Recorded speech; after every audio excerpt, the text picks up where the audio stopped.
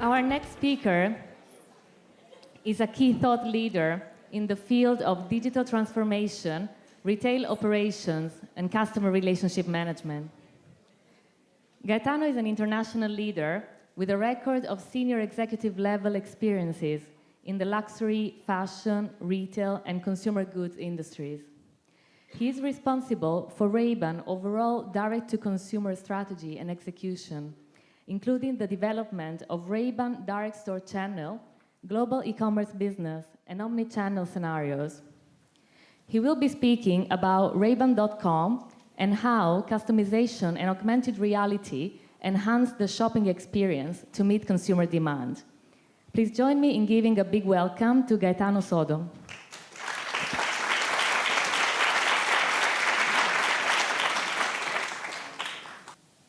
I think most of you know this brand, but we'll talk also about what Ray-Ban did and is doing in introducing innovation in the industry. We'll talk about personalization, we'll talk about augmented reality, we'll talk about, above all, shopping experience and consumer experience. I think there are a lot of innovation, new technologies that are bombarding our consumers. It's really about picking up the right ones because our consumers have a limited attention and they are willing to try, but not all of the things that try will be largely adopted. So here the idea is that, and my top line is really introducing innovation makes sense when it really serves the goal of enhancing the consumer experience. So talking about Ray-Ban, it's easy because I think most of you know this brand, but I'm not quite sure that a lot of you are familiar with Luxottica. How many of you know Luxottica Group? Okay, more than I expected, half of the audience. But I think it's a well-kept secret in the eyewear industry. Luxottica really owns a lot of brands, and I'm pretty sure that if you have a pair of sunglasses, there is a good chance that they were made by Luxottica.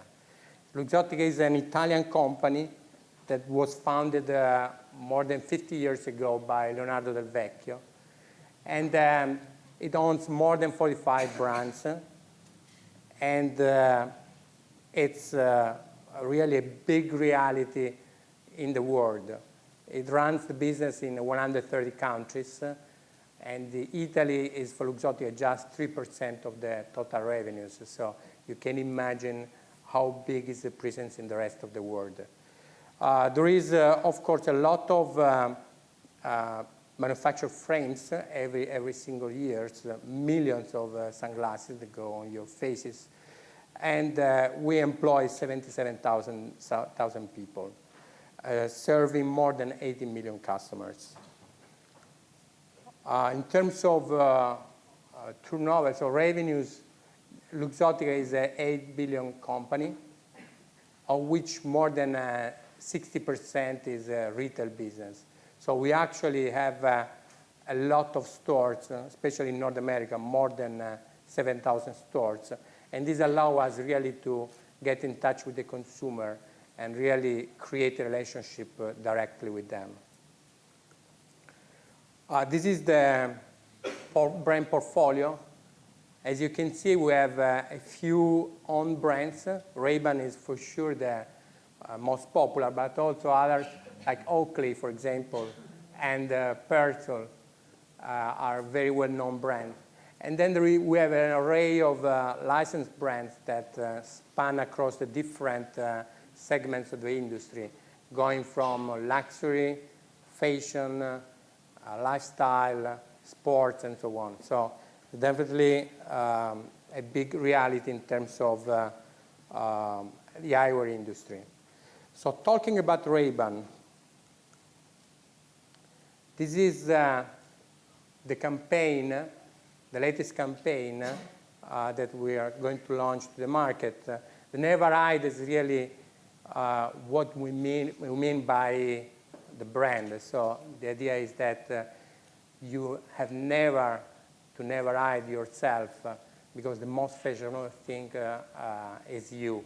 So it's really talking to the consumer as individuals as opposed to imposing some brand messages.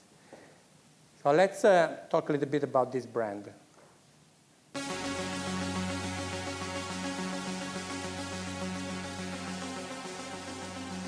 By any means necessary.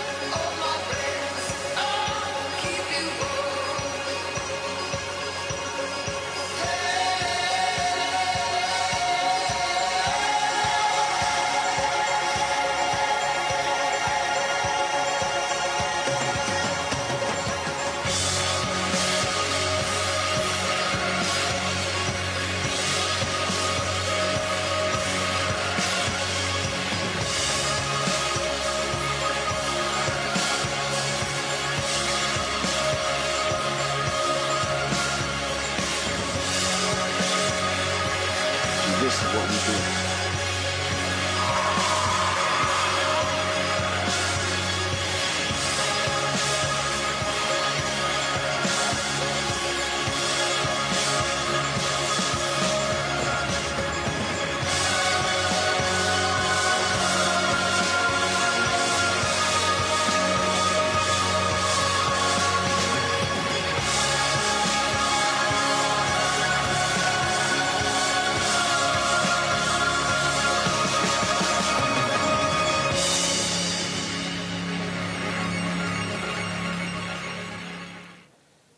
So I think you probably noticed that a lot of those frames were coming from scenes of movies. And actually, this is something that is happening all the time. These are just some of the latest Hollywood picks. And you can see that almost in every important movie, there is always a pair of Ray-Ban sunglasses. And the thing is, why? Because reality is that we're not paying for them. Reality is that we're not paying for placing these sunglasses. So why do they want to wear our sunglasses? Do you have any idea why? Well, it's very simple. Movie stars like our sunglasses. They believe our sunglasses look great on them, so they are really willing to wear them in their films. In terms of popularity, you can see here a survey on a sample of millennials. That is, of course, an important target also for us. You can see that in terms of popularity, of course, Ray-Ban is the most popular brand in the eyewear industry, but also across industry, this is the number 15. And if you take away those brands that are more of a digital brands, you consider only the physical brands, so those ones that sell a physical product, this is, we are at the number 9. So definitely, this brand is very popular. And the question is why everybody likes this brand, regardless of the job they do, the gender, the age. So it's really a popularity that goes across the board. I think the answer is that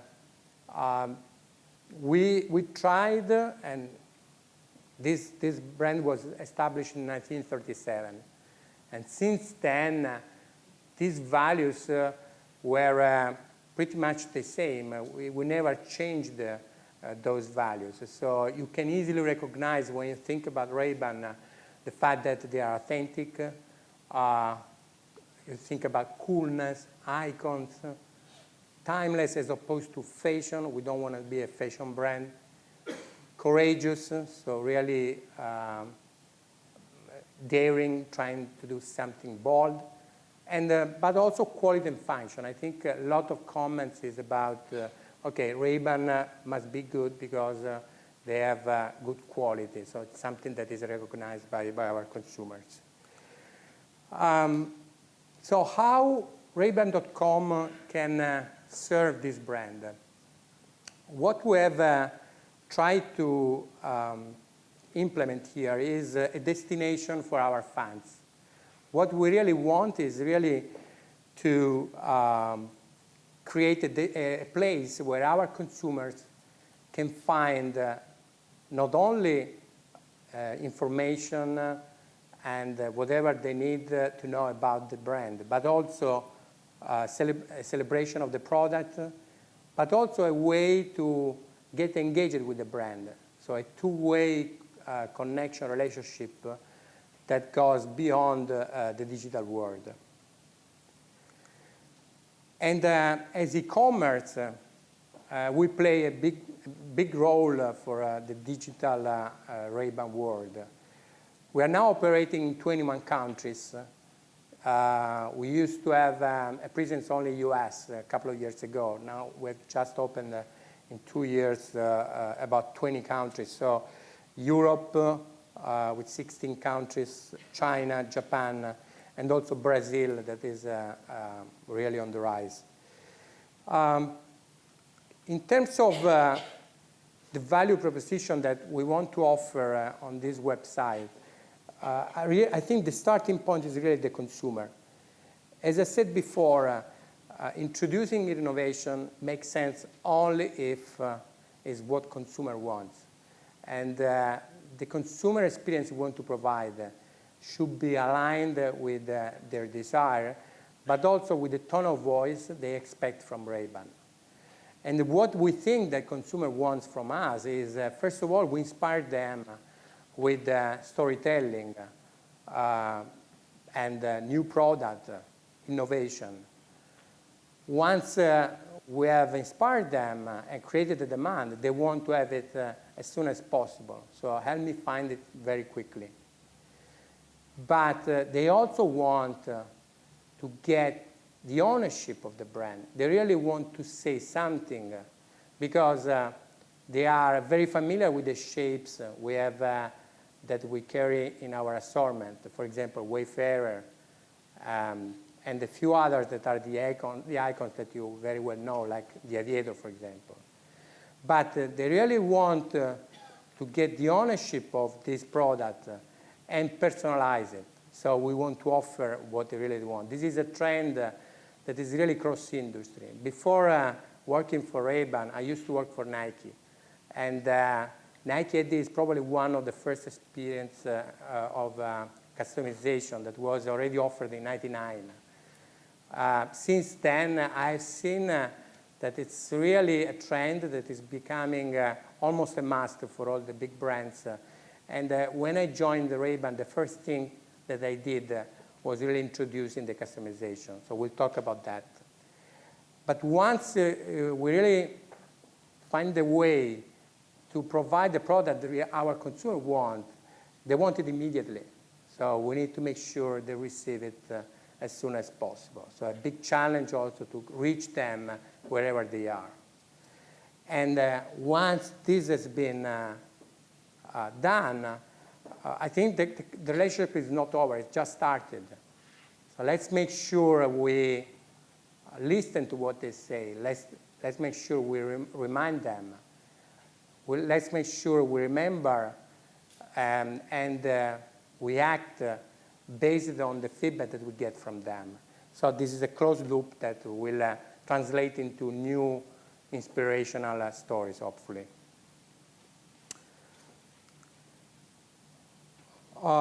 So we believe that there is a need from our consumers to find a place that is the go-to destination for the best product. So what we did, we decided to offer the widest and deepest assortment in the industry. A lot of accounts sell Ray-Ban, a lot of websites sell Ray-Ban, but this is the only destination where our fans can really find the latest product, but also the product that has been launched a couple of years ago and nobody carries anymore. It's just for those that really want the full meal. And also, we wanted to provide a lot of information about product because our consumer is really looking for details about lenses, material, and really finding the characteristic of that particular model and the features that are really determining the success of this product. But we went a little bit beyond by trying to involve our consumers. So the other demand, the question that our consumer is posing us is how we can really interact, how can you involve me more than just bombarding me with messages about the brand. So this is probably a basic example of co-design, very basic. We have two icons here that are very well known by our consumers. One is the Wayfarer, and on the right side you see the Club Master. Then we had a limited edition lens, the amber lenses, that it's a premium lens, and we wanted just to ask our consumers, what's the next ambermatic experience for you? Who should be the next one? Would it be the Wayfarer or the Club Master? So we asked them to vote. And then at the end, Wayfarer won. And then we did a limited edition of 500 units reserved to our fans for them to have their own unique product. It's a very basic, but just it's the beginning of really interacting with the consumer on the product side, on the style, and really hearing from them their preferences and translating these preferences into a product that they can buy and have it for their own. This is the next step, personalization, customization. How we can help consumers to make this product their product. So we launched this offer about 2 years ago. Its name is Remix because it allows you to mix and match temples, front, lenses, and grade. And as soon as we launched it in Europe and then the US and the other countries, it was an immediate success. So let's get the flavor of this offer.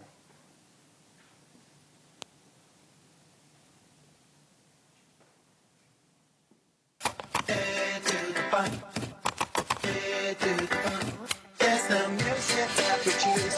It's the music that we choose. It's the music that we choose. The music that we choose.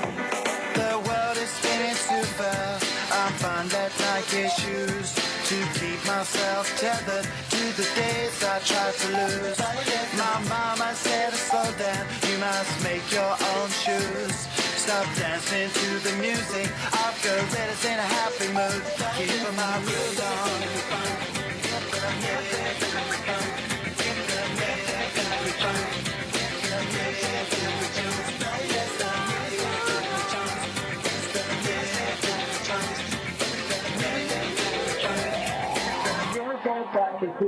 Get the cool. Get the cool to shine. Get the cool. Cool to shine. Get the cool. Get the cool to shine. Get the cool. Get the cool to shine. There's a monkey in the jungle, watching a paper trail. Caught up in the conflict between his brain and his tail.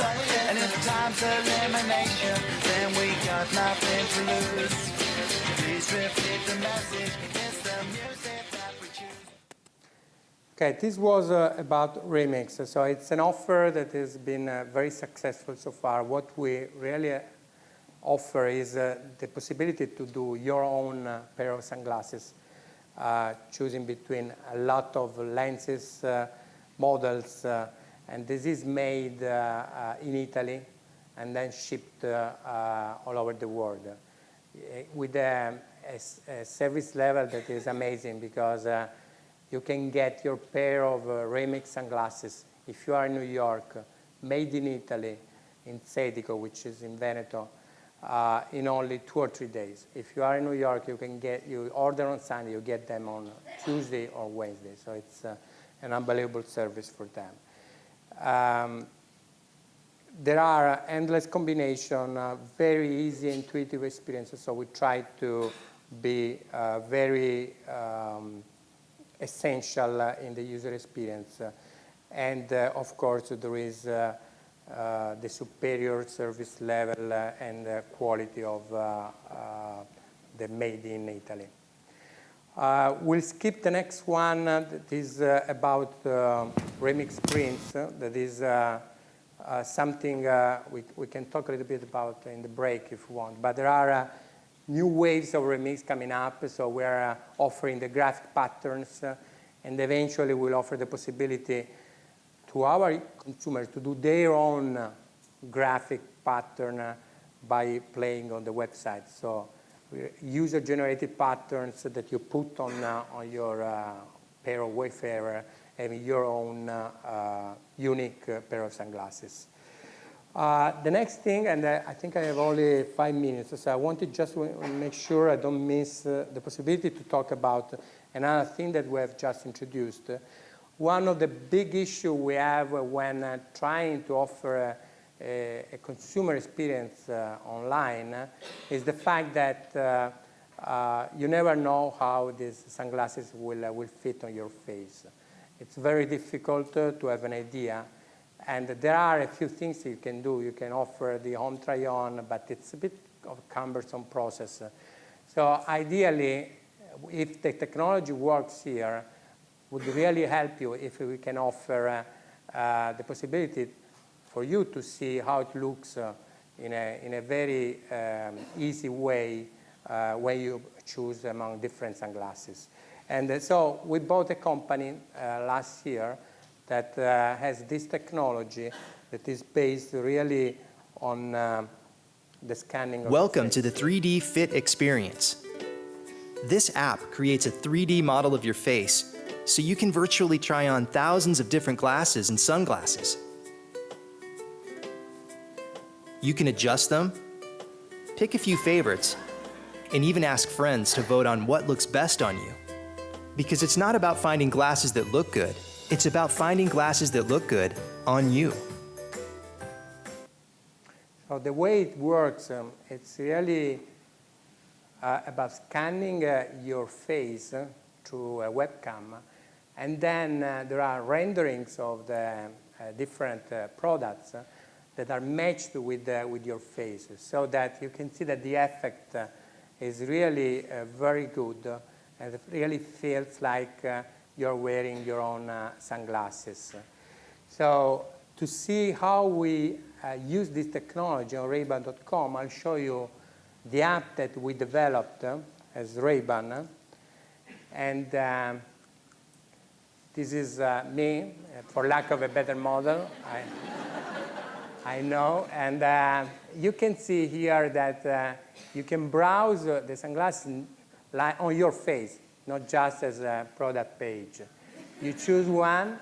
Okay, I look good. No, I don't look good. Okay, let's see. And let's compare with different sunglasses. I pick up this one, or no, maybe I want to choose all those sunglasses. I can put a favorite, and then I look at all the polarized one, for example. And then I see the different pair of sunglasses. Then I look at, for example, a particular shape. Let's pick up the pilot shape. So I see all the pilot sunglasses on my face. Okay, I can browse and scroll them. And then I pick up one, for example. I like it. Okay, let's buy it. Okay, and this is, I know you were dying to see this on my face, so that's why I did it. And this is the last step when I go on Ray-Ban.com and I can buy this pair of sunglasses. So this is an example on how technology can help you really to enhance the shopping experience. We are trying to do even more.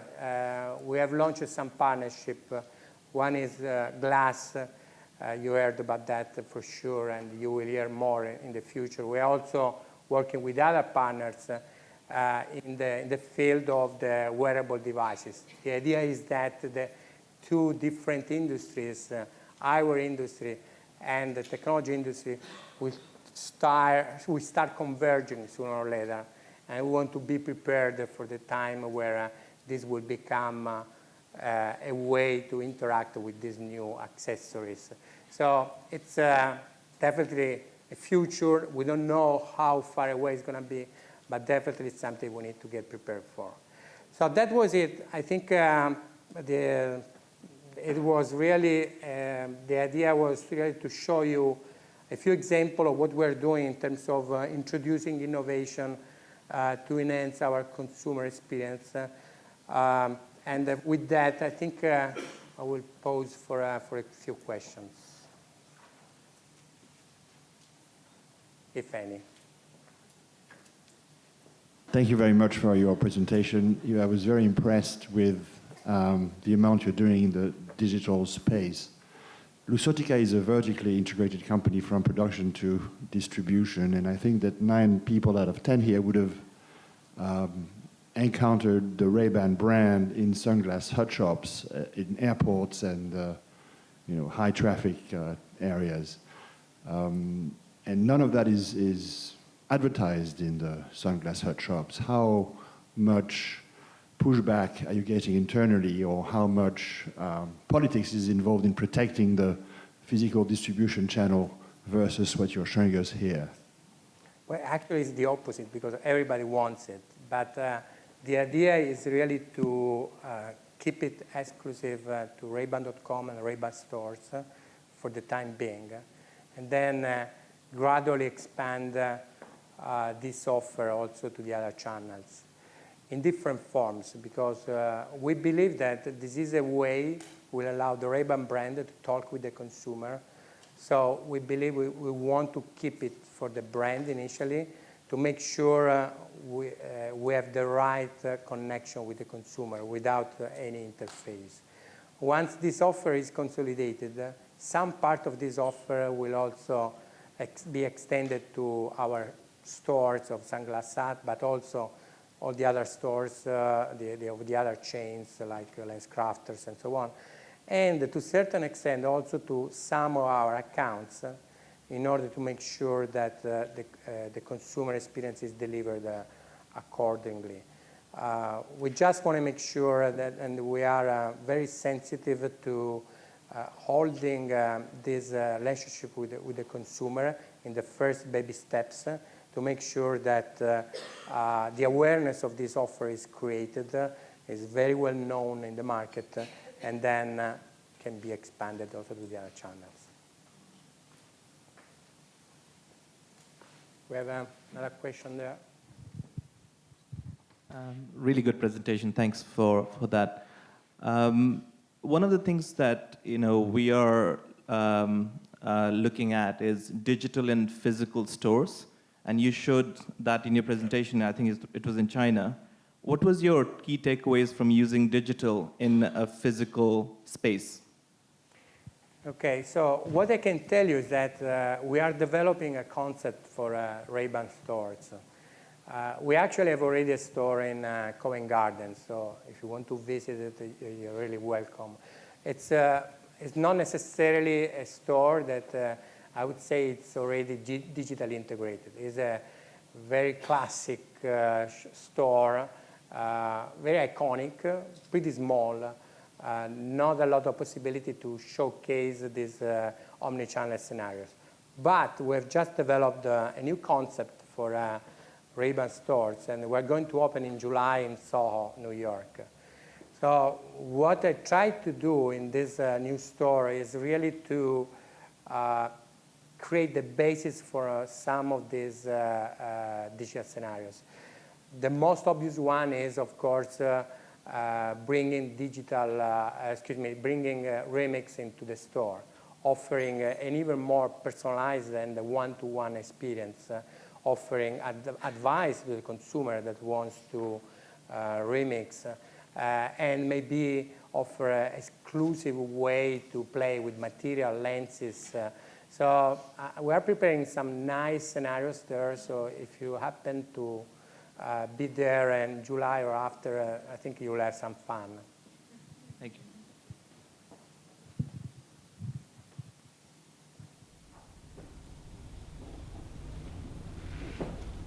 Okay, I think this is another one. You mentioned New York. Yes. And I saw in New York that it's what your partner and it's disrupting Yes. glasses, sunglasses, style quite similar to Ray-Ban, 1997. Yes. What is the difference? How do you see it? Is it a trend? Is it this opportunity to buy the company? No, we believe we play in two different industries. So we serve our Ray-Ban fans. I think Warby Parker has created an offer that is not directed to consumers that love a certain brand. It's a functional offer. It's not expensive. There is a good service. And they offer this product to a specific target, which is not our target. We offer a premium experience, an exclusive product. We really want to make our fans happy. So it's a different approach. Having said that, some of the things they are trying to do in terms of merging digital and physical world, I think I like it. And some of them, of course, are not just related to this industry, are concepts that you can find also in other industries. But definitely, I think they are helping also to attract consumers in a different way that step into the store and find a different shopping experience. So it's a good reference to look at, knowing that it's a different business. Okay, so that was it. Thank you very much for your attention.